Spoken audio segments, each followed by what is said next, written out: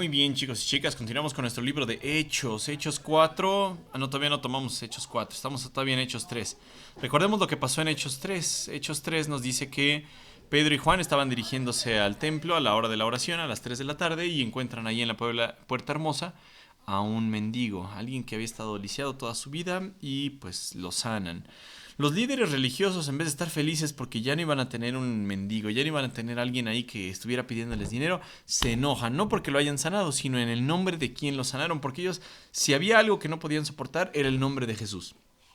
Entonces nos dice la Biblia que empezaron a reunirse las personas ahí curiosas porque veían a este hombre que había sido sanado, y ya después de haber sido sanado, Pedro vio como una oportunidad el que se reuniera la multitud, y entonces Pedro se dirige a ellos y le dice esto en el versículo 12. Pedro esto vio como una oportunidad y se dirigió a la multitud. El pueblo de Israel dijo: ¿qué hay de sorprendente en esto? ¿Y por qué nos quedan viendo como si hubiéramos hecho caminar a este hombre con nuestro propio poder o nuestra propia rectitud?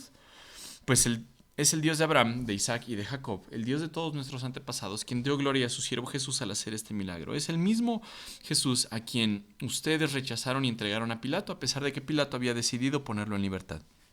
Ustedes rechazaron a este santo y justo y en su lugar exigieron que soltaran a un asesino.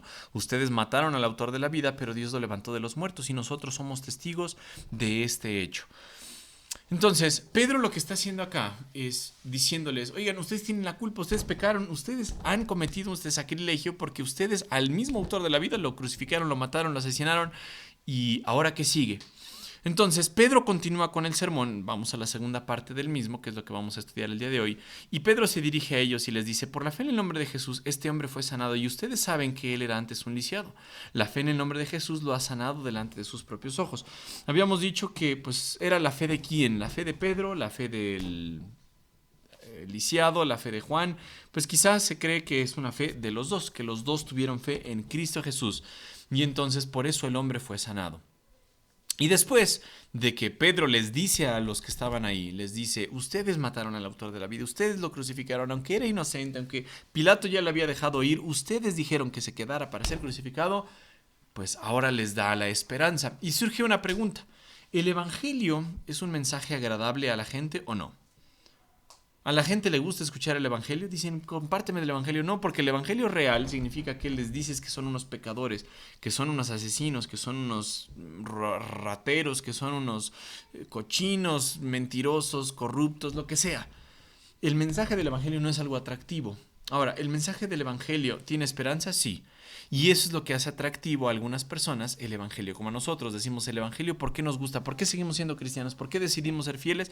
Porque el evangelio nos ofrece esperanza. Es decir, al igual que la multitud pecó, igual que la multitud blasfemó contra Cristo, nosotros pues hemos pecado, pero hay esperanza. Y eso es de lo que Pedro les habla en esta segunda parte.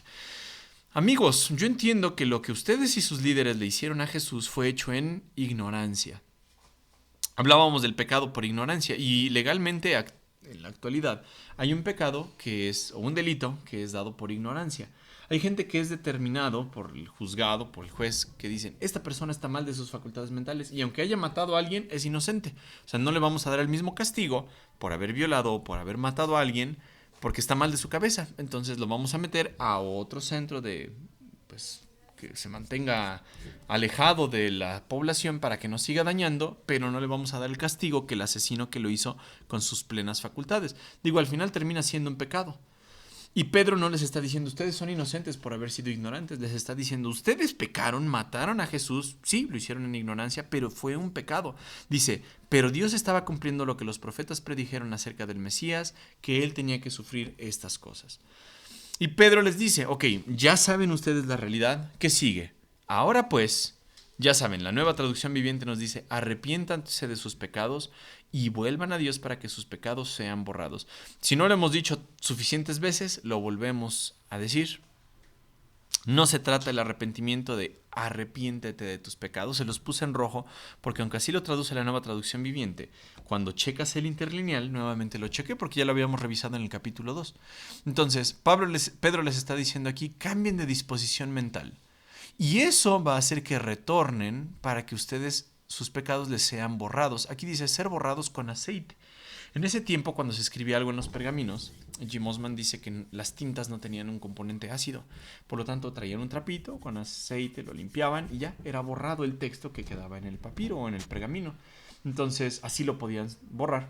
Y Pedro les está diciendo lo mismo. Si ustedes cambian de disposición mental, va a ser borrado sus pecados.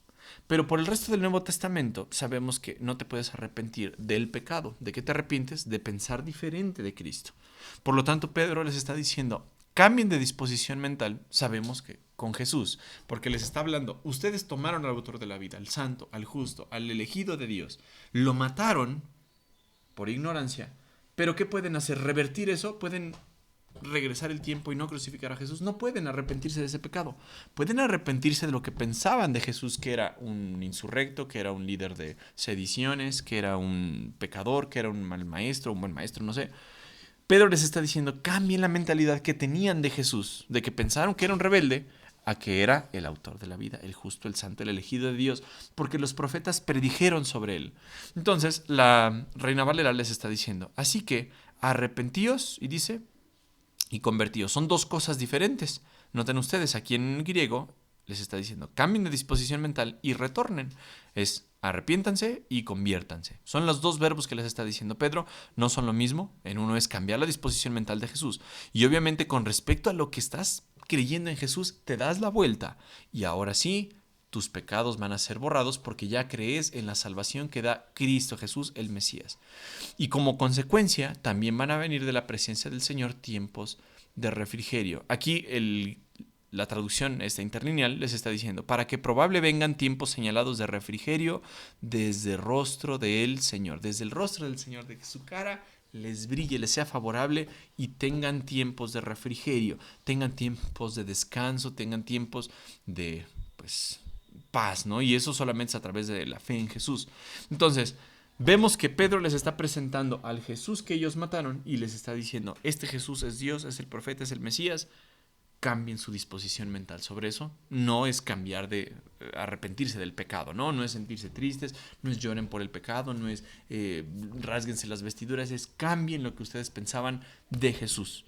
Y entonces el versículo 20 cobra más poder, dice, entonces de la presencia del Señor vendrán tiempos de refrigerio y Él les enviará nuevamente a Jesús, el Mesías designado para ustedes. Cuando alguien cree en Jesús, pues recibe ese tiempo de refrigerio, recibe la paz. Y probablemente también se refiere esto al reino venidero. Cuando, por ejemplo, el autor de Hebreos les habla del refrigerio, del reposo, de la tierra prometida o del descanso prometido, está hablando del tiempo del cielo. Entonces, Pedro les está diciendo acá, Él les enviará nuevamente a Jesús, después de ese refrigerio, que es el Mesías designado para ustedes. En algún momento ese Mesías regresará.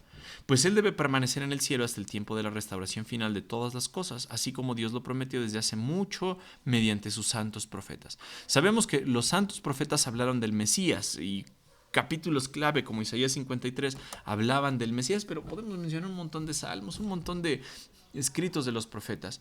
Y Pedro prosigue a decirles de tres grupos o tres personajes principales, vamos a decirlo así. Primero es Moisés. Moisés dijo, el Señor Dios de ustedes les levantará un profeta como yo de entre su propio pueblo. Escuchen con atención todo lo que Él les diga. ¿Qué es un profeta? Ya hemos hablado de un profeta. Un profeta no solamente significaba alguien que viera el futuro. Un profeta no es solamente alguien que dice, esto va a pasar. No, significa yo recibo mensaje de Dios y se lo transmito a ustedes. A veces involucraba cosas del futuro. Y entonces Moisés les está diciendo, yo soy un profeta, lo que recibo de Dios se los estoy dando, pero en algún momento Dios va a levantar al profeta. Y ustedes necesitan escuchar con atención todo lo que les diga. ¿Por qué? Miren lo que dice el versículo 23.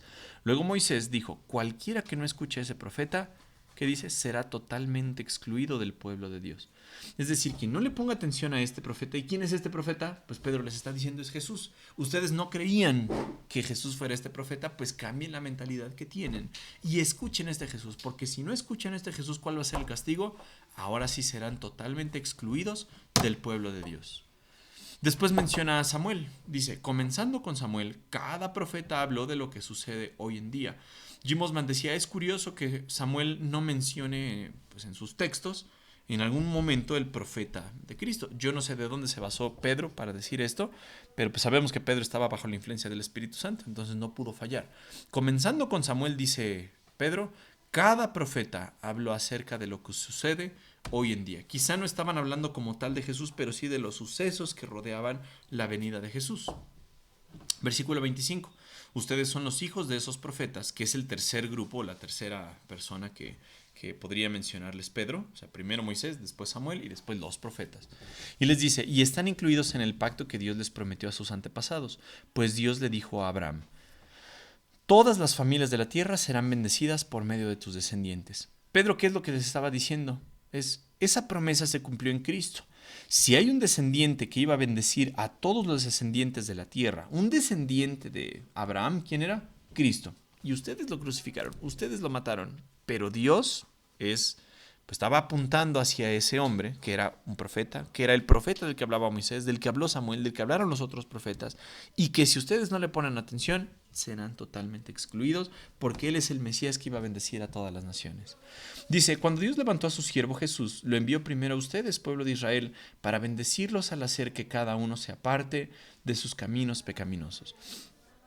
Pedro lo que les está diciendo es, si ustedes creen en Jesús, van a recibir ese perdón de los pecados. Si ustedes cambian la disposición mental, cambian la idea que tenían de Jesús, sus vidas van a ser transformadas. Y lo que Pedro hace es algo magistral. En este sermón que les da a en este caso a los judíos, les está diciendo, ¿tienen pecado? Sí, pero hay perdón para ese pecado. El evangelio va de la mano así. El ponerles que uno es pecador y otra que hay perdón de ese pecado, que hay esperanza de ese pecado. Termina así el capítulo 3, pero Pedro no ha terminado el sermón.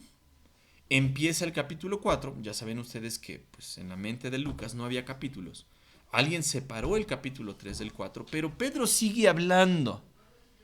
Y tres personas o tres grupos o lo que sea se acercan a Pedro y ya lo llevan así democráticamente, lo meten al templo para ser juzgado.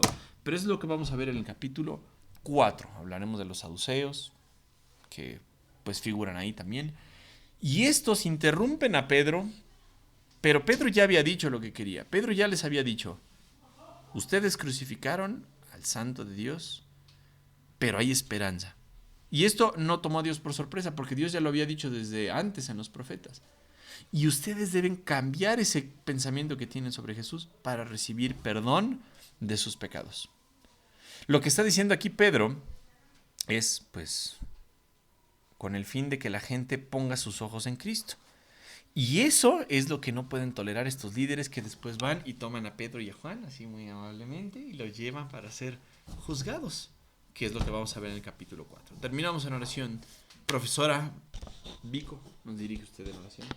Señor, te damos gracias en esta tarde, gracias por tu palabra, porque es vida y es verdad. Te pedimos que tú nos ayudes a guardarla y a ponerla en práctica en nuestro diario vivir. Y te pedimos en esta semana que tú nos ayudes, Señor, que tú nos guardes y nos guíes, Señor, en tu camino. Y te pido por cada joven, donde quiera que esté, que tú les guardes y les bendigas, Señor. Y te agradecemos por todo. En el nombre de Jesús. Amén. Amén. Muchas gracias.